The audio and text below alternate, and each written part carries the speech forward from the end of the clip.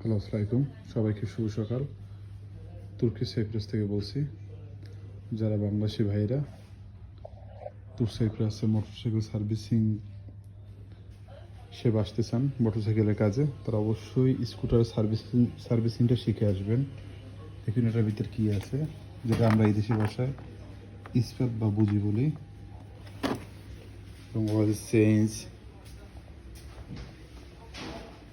এখানে একটা ফিল্টার আছে যেটা সবসময় ক্লিন করা লাগে এবং বেশি ময়লা হলে চেঞ্জ করা লাগে। এবং এটা আছে গ্লাস, এই দেশের ভাষায় গ্লাস বলে এটাকে।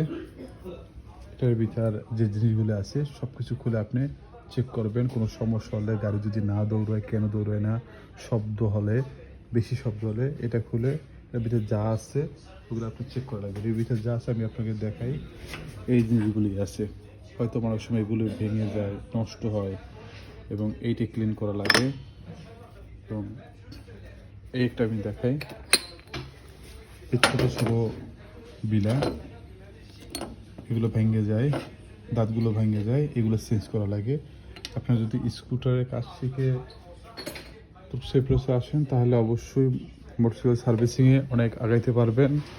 অনেক লাভজনক একটি এবং রিল্যাক্স একটি কাজ। সারা প্রতিদিনই অনেক গাড়ি আসে, আপনারা দেখেন। এই কাজের চাহিদা আছে সাইপ্রাসে। সবাই ভালো থাকবেন, দোয়া করবেন। আল্লাহ হাফেজ।